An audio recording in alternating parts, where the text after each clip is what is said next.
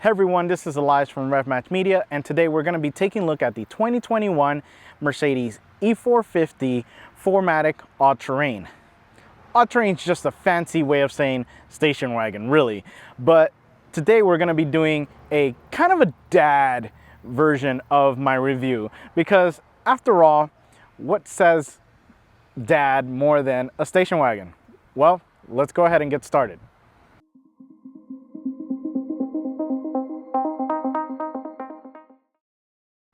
We get to the front and we see we have a massive hood. So the front is significantly long. So just be ready for that. And we have the multi-beam LED headlights, and this one does have their lighting package with the adaptive lights. They're nice and clean. I like the design, very simple. Again, we have that eyebrow boomerang looking design there. And again, the output is nice with the black housing. Really classic look. One thing I really don't like, kind of reminds me of my dad's shaver. So his electric shaver is this grill. So just like if you were to, those electric shavers, you blow it up and this is what those openings look like. I'm not a fan. I don't love this. Back here, we do have like a black mesh pattern to it. This looks way better without this. So do that, or do that kind of diamond pattern that some of the other Mercedes I've reviewed had. That would look great on this. And the bottom here has more of that chrome, I guess, to distinguish the different trim.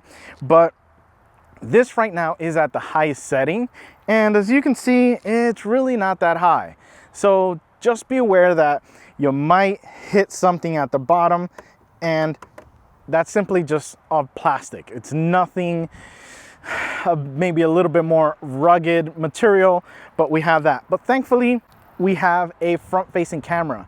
So the front-facing camera is gonna help you turn it on and make sure that you don't hit that when you're approaching your parking spot. Well, let's go ahead and see what's under the hood and see what we have there. We get under the hood and we have the 3.0 liter inline 6-cylinder turbocharged engine. This thing is cranking out 362 horsepower and 369 pound-feet of torque. Now, this is also connected to the 9-speed automatic and their all-wheel drive system, or the 4MATIC system. With this, the power delivery was good. The power delivery was extremely linear. It was always on, which is kind of unusual for a turbocharged engine, but because typically you have the turbo lag and then the extreme turbo power, but not in the case of this. This was actually very good in doing, and getting that power on all the time. With that being said, even though you have a good amount of power in this, the fuel economy wasn't too bad. So I was able to manage myself in real world scenario, highway miles at about 28.7 miles to the gallon. And that's because of their eco system. And of course, as a dad, you want to save as much, you want to save as much gas, as much money as possible. Even though this is a fairly expensive station wagon or estate, whatever the case is. So yeah, you do have a good amount of savings when you do put it in eco mode, because right before you get to a stoplight or a stop sign, it actually turns the engine off. It turns the engine off with the auto on-off situation.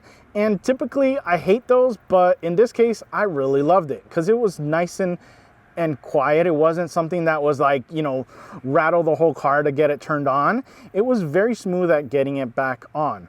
So definitely was on, and I was able to achieve those numbers with the highway. And yeah, it was actually a really smooth platform. Now, is this dad approved? I see we have oil fill here. We have, what's this? Looks like radiator fluid. Something over there, windshield wiper. Where's the dipstick in this? Yeah, I don't think this has a dipstick. It's a very covered engine, but yeah, I can actually see the turbocharger here. It's looks to be pretty big. Well, speaking of big, let's go ahead and take a look at those wheels and tires. We get to the wheel and tire package, and Yeah, this has a 20-inch wheel option for a more rugged off-road version of a vehicle. I don't understand it, but that's what this one is equipped with. So that's what it's getting judged for. And we have the Pirelli P0s. This is the summer tire option. We do have the 245 40 and the 275 35 in the back. And performance-wise, these were awesome. You know, the grip is there completely. You know, getting them up to temperature is no problem. The road noise is almost non-existent. The feel on the road is great, even with it being a big 20-inch wheel. So I do love these Pirellis. They're awesome. And the braking power is, you guys can see it's a big cross-drilled disc. It really performed well. Would I do this off-road? I don't think so. I don't think I would take this off-road and damage such a big wheel. Would I get a smaller wheel? Hell yeah, that'll be awesome. Having a smaller wheel and, you know, nice meaty tires, you know, more off-road options, because again, that's what this is kind of made for. Yeah, that's what I think I would get with this. But overall performance-wise in the summer, these are amazing. And we can see right now we are a little bit on the higher side. We are at the highest setting. When we get to the side, I'll show you guys the difference between the highest point and the lowest. But I'll tell you, it's not really that super high. Well, let's go ahead and see what we have on the side. We get to the side and we can see this is a wagon, or an estate as they call them in Europe, but it's a station wagon or just a wagon. Whatever it is, it's nice and long, and we can see when we start in the front, we have that massive long hood in the front. We have the big 20-inch wheels, which again, I still question the choice for something like this. Give me maybe a little bit smaller wheel with a nice meatier tire. But we have these fender covers here, a little bit over the fender there to, you know, help out with if you decide to take it on a little bit of off-road or unpaved road, which is really what this is going to be for. You can protect the paint by having these guards there, and that is going to follow underneath as well with the kind of side steps, side area here.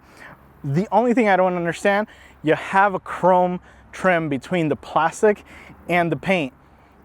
Not sure why. Again, this is supposed to be a little bit more rugged, not flashy chrome to it, but either way, we have that there. And again, like I said, the doors are nice and big. The cover, the plastic, you know, extends all the way to the back to make sure, again, Dad doesn't have to do some paint prep or paint correction on this. And the back is nice. We also have this massive roof, and we do have the roof rails here if you need to attach any items above when you're taking this out on an adventure with your family. Now, let's go ahead and take a look at the keyless entry. So we have the key in my pocket, and I go to grab the handle, and you can see immediately it unlocks or starts to unlock, and I can just pull and I'm good to go. I go ahead and close this and I lock it with just that little button right on the handle. We get to the back. Can we do the same? Handle unlocks and you're good to go. I close it, and can I lock it? Yes, I can. You're probably wondering, well, why is that important? Just, you know, you have the key fob. Well, sometimes when you got kids and you're holding on to other things as well, it's easy for them to unlock it themselves. You don't have to go fumbling for it. So definitely gets the dad approval from me to use this, because after all, it's easier for me to load my kid when I have his book bag or my stuff or just groceries, whatever the case is, and it's easy to get them in. Well, let's take a look at the suspension. So right now we are at the highest. I'm gonna go ahead and jump in and turn on the Mercedes.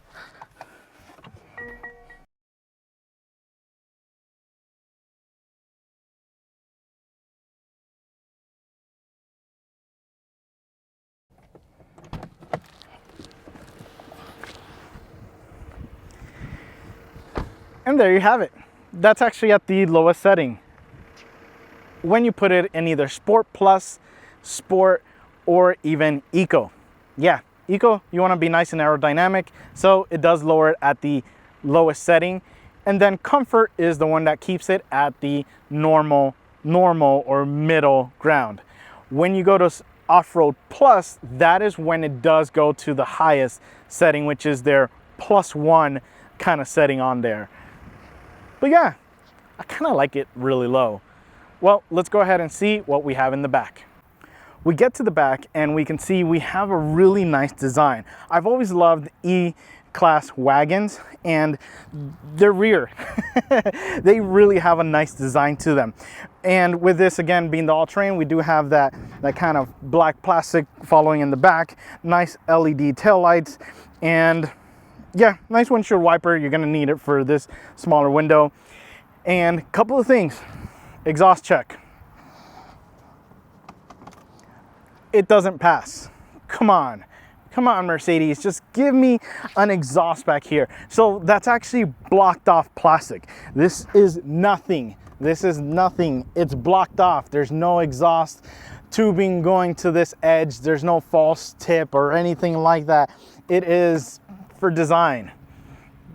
Yeah, this dad doesn't approve of that. So yeah, I guess it is what it is. But we have the key fob time. So with this, unfortunately, we don't have a remote start on the key itself. You do have to do it through the Mercedes ME or Me app subscription. Is just put it on the key. Just put it on the key. That's all we really need. Even if you charge for it as an option, it's welcomed on the key. But we do have the trunk, so we can pop the trunk or the hatch, I guess. But we have a ton of space back here. It's massive. What I do love about this is it's not just massive, but it has a secret function. Well, if you know about Mercedes E-Wagons, you probably already know this, but you can actually bring some panels up that are on the bottom, and we have 2 additional seats, and I'll just set up one, but it's fairly easy and quick to do. Pull that, and now you actually have for 2 more people. Make sure they're small. Let's see if this is my first attempt at getting in here. Oh, there goes my head. And yeah, make sure they are not that tall. This is actually very uncomfortable, but yeah, make sure they're small, kids. Well, let me try to get out of here, and we'll hop in for a ride.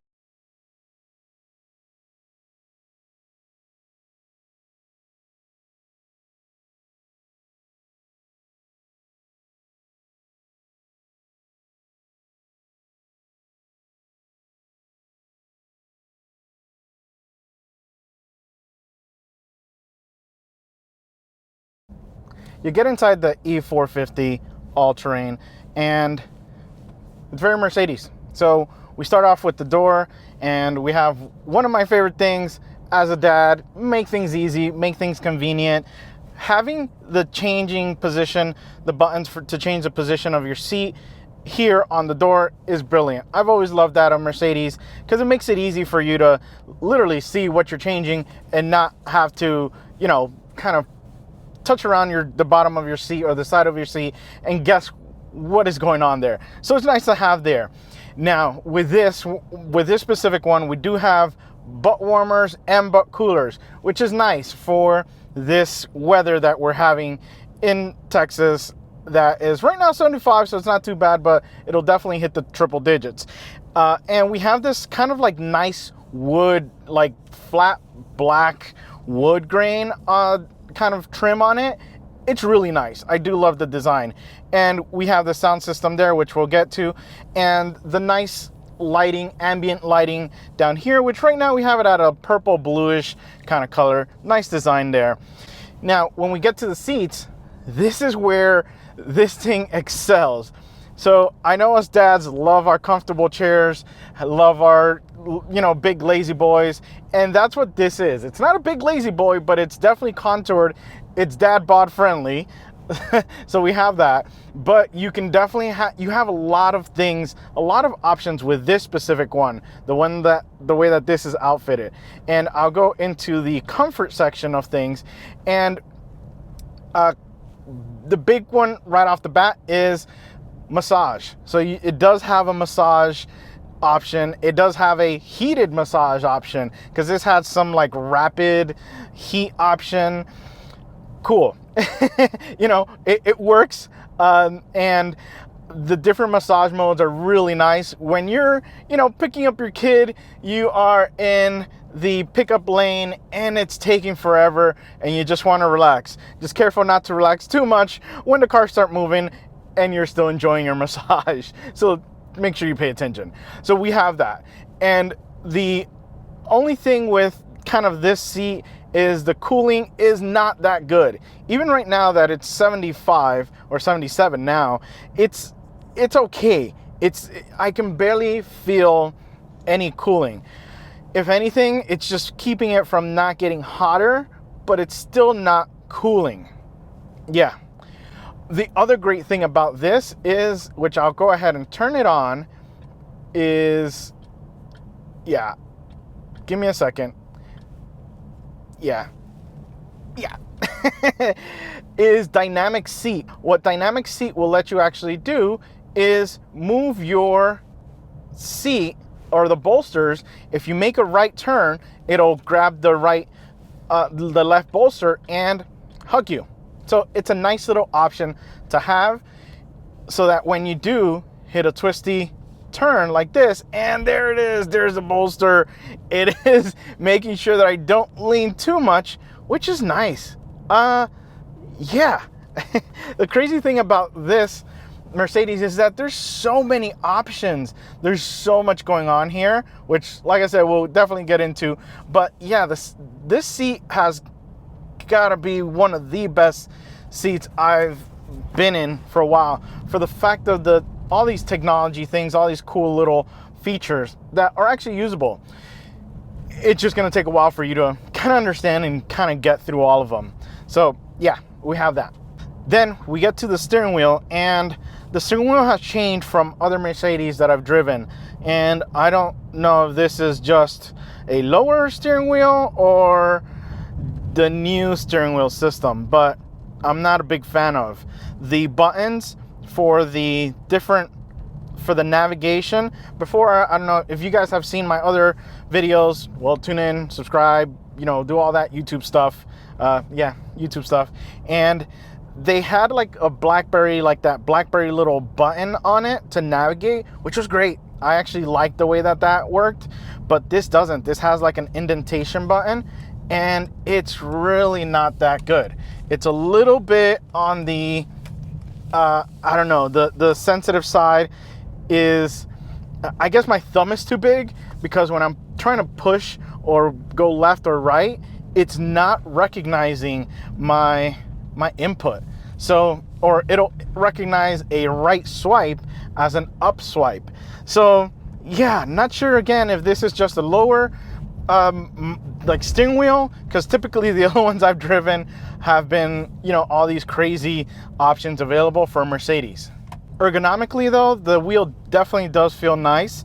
You can put your position there. Again, it's a heated wheel, the leather is nice, and yeah, other than that, then those little buttons. Oh, and my volume little wheel that I really, really love was actually removed, I guess, on this one. Again, I don't know if this is for this specific model or if this is going to be the future of Mercedes wheels. If it is, I'm kind of concerned, because like I said, I really, really loved having that little wheel, because it feels like kind of like almost like a cheese grater. So it's nice to have there.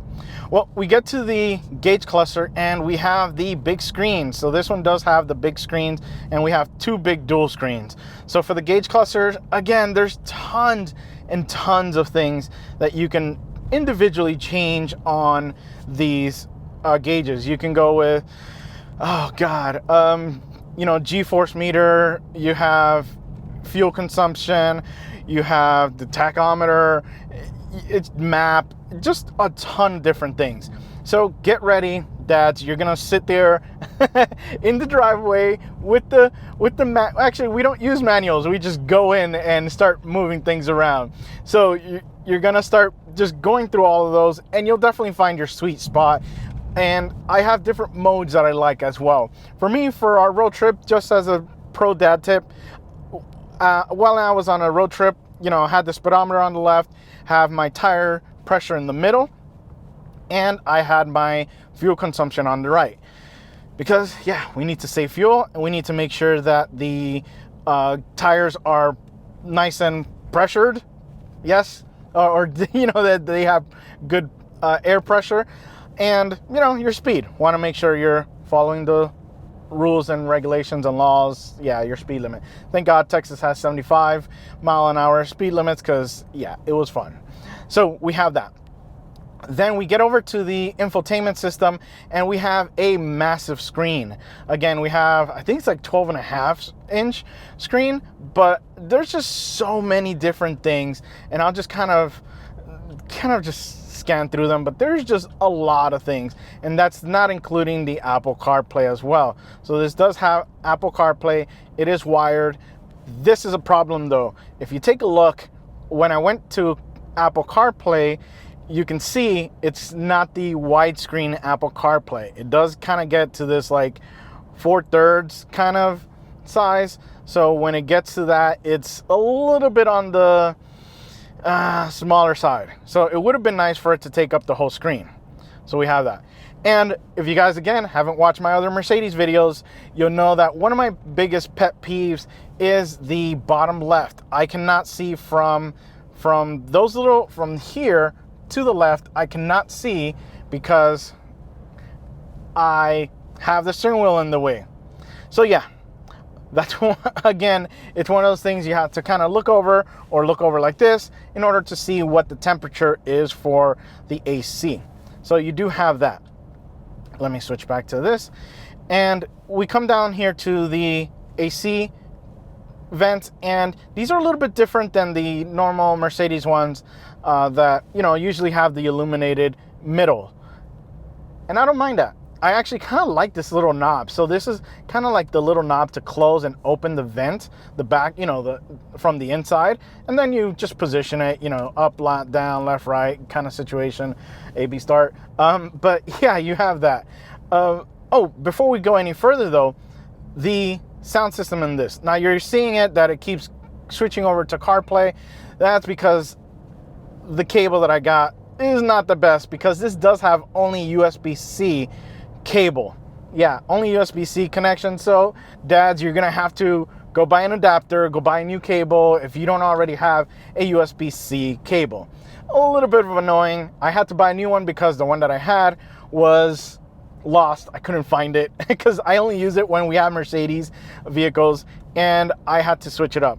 Yeah, so the only one available readily for this review was a third party, which, as you can see, is not good.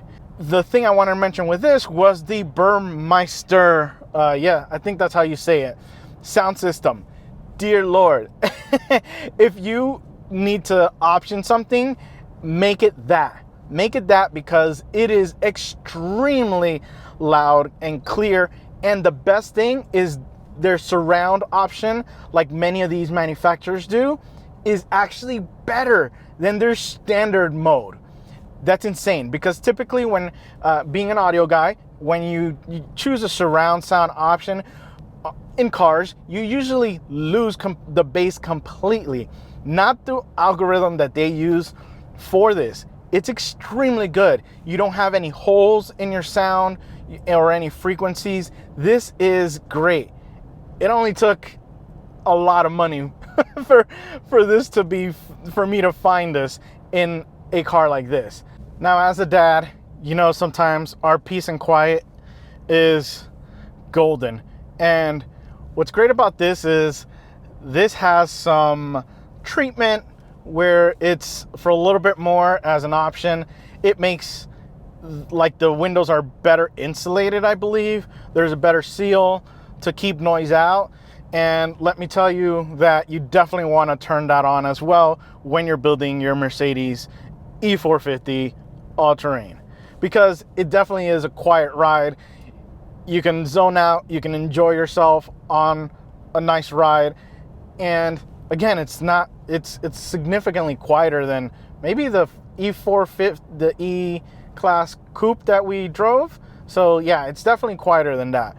So definitely turn that on. The other thing as well is it has heat absorbing windows, something along those lines, which is good because as a dad, you don't want to have to crank up the AC to, use up more of your gas. So it's definitely an option you want to get. And speaking about AC, is the AC controls. Very simple, very straight to the point, dual zone. So the wife or significant other can have whatever they want while you are doing your own thing and set it at whatever you want.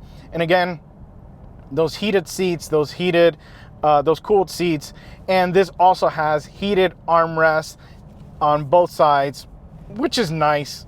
I never knew I needed my arms to be warm, but sure, I guess. And then we get down to the quick buttons. Again, just quick buttons for you to get to different parts of the menu, which is nice to have. The big one I was using was the navigation, because I actually use the built-in navigation on this. My data plan was a little on the low side. I don't have unlimited, and slowing it down is such a pain. Yeah, so I did use the built-in one, and it is really good. It is extremely good. This one has the augmented reality version, and that was spectacular. Reason why is because when you have something like Apple CarPlay and you kind of see this animation, and sometimes it's a little delayed, or it's just not lifelike. With the augmented reality, it's lifelike because it's using the built-in camera that's right under here, and it's showing you what's out there, and it's putting markers, and it's telling you turn here, turn there when you get close to your destination, or when you need to make a turn.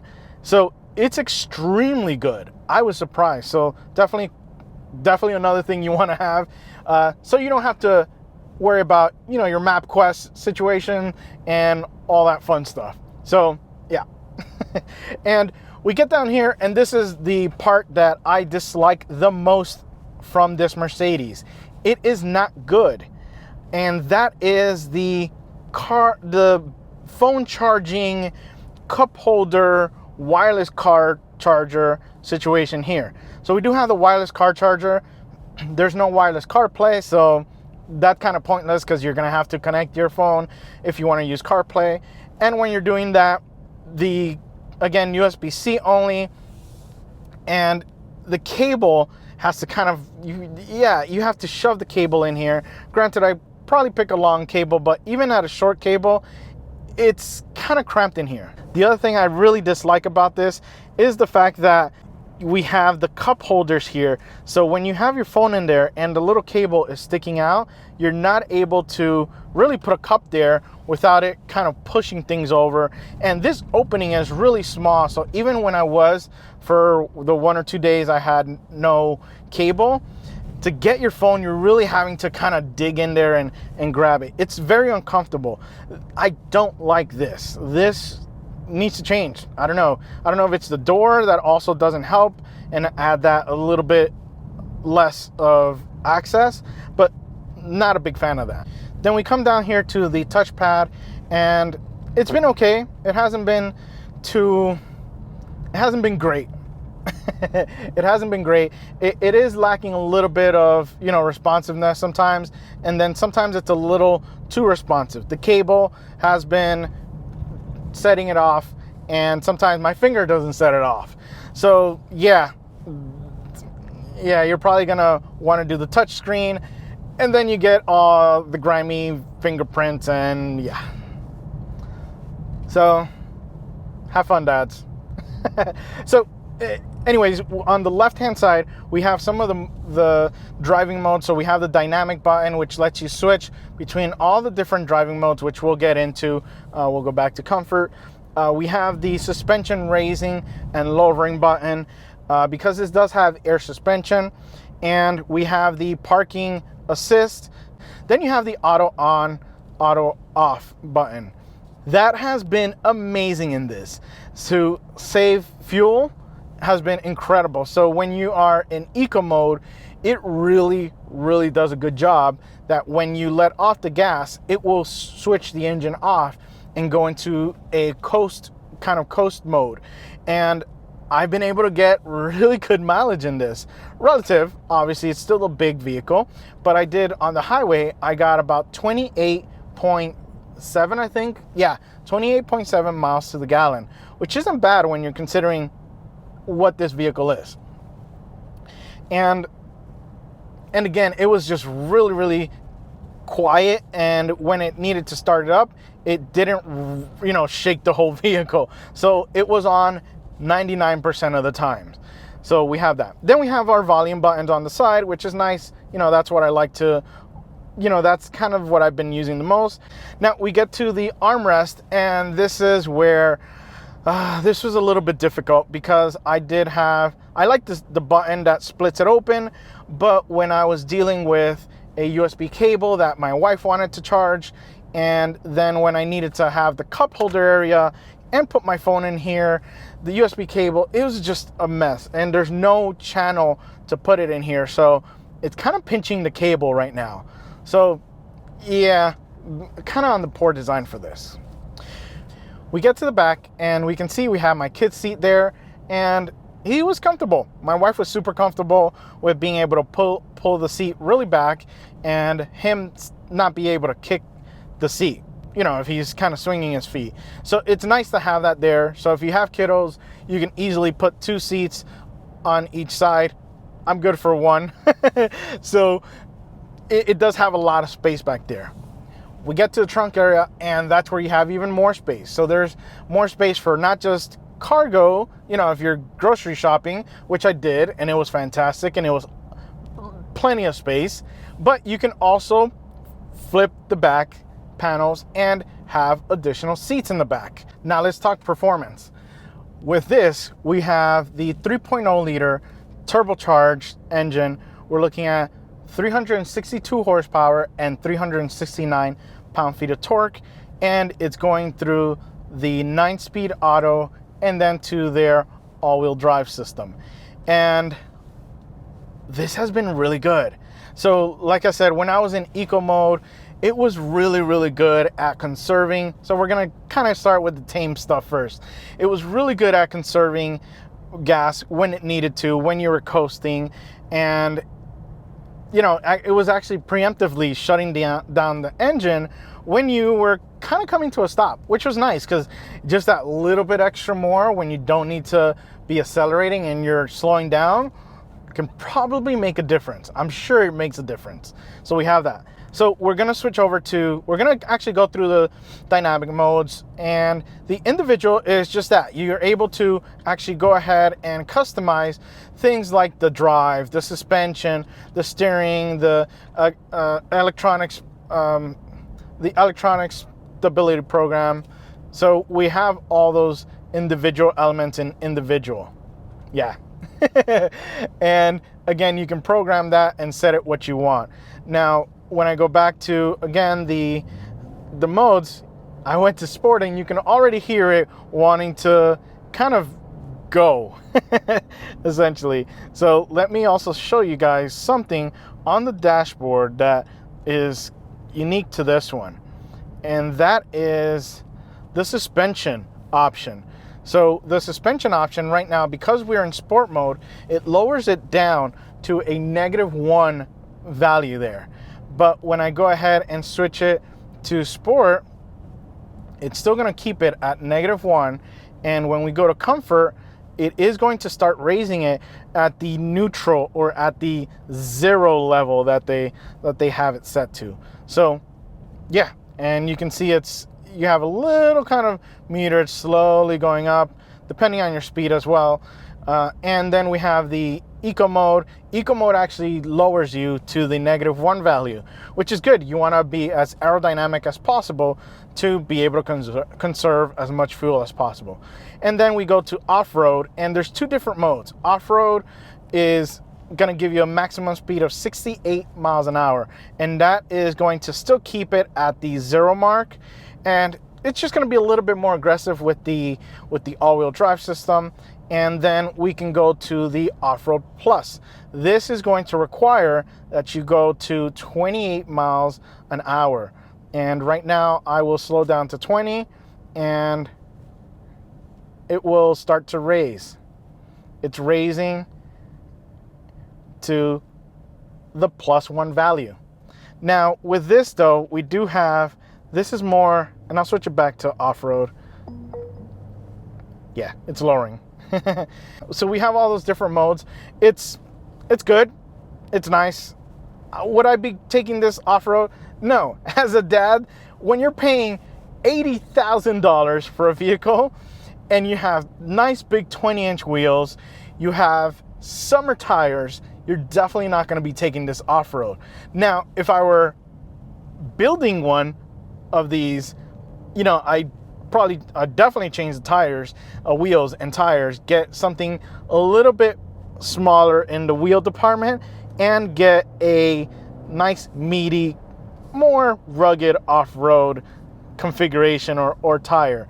Because yeah, when you're using P0s, they're not going to be made for more off-roading.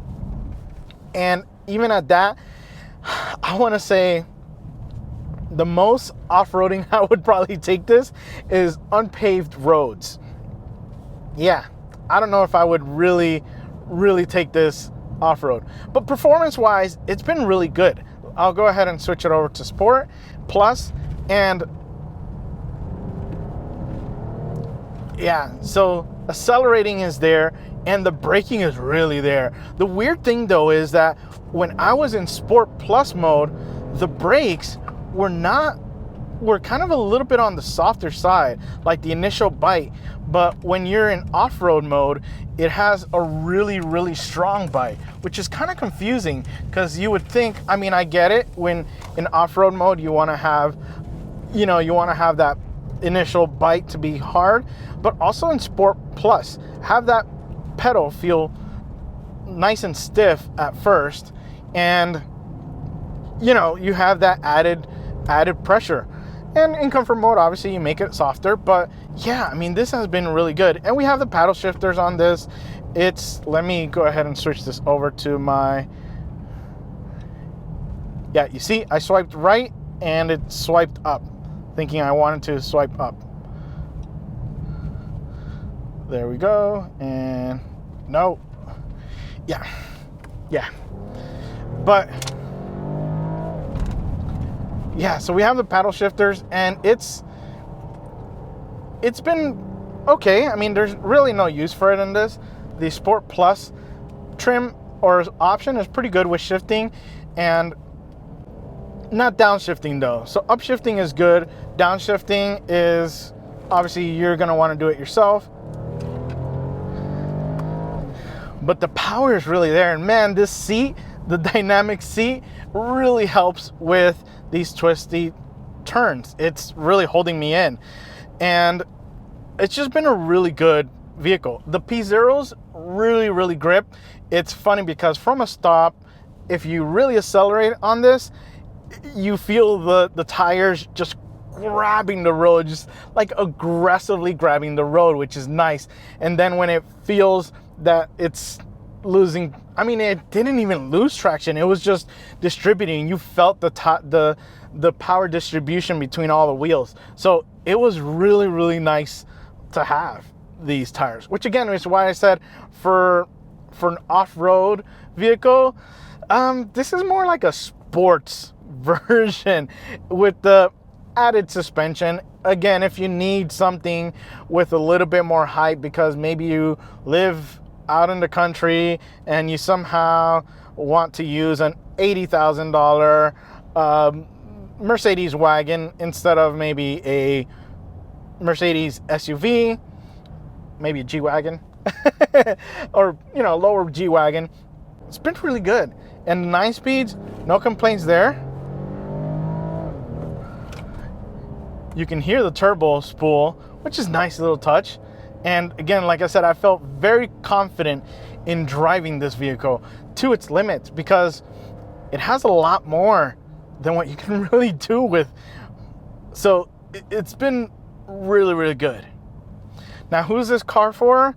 Well, if you like wagons, if you're a dad, you like wagons, you have kids, you wanna, you know, have adventures, this is, and you have $80,000 lying around, because us dads can be frugal sometimes, but yeah, 80,000 is still, I keep coming back to that, but it's a good vehicle. It's Mercedes.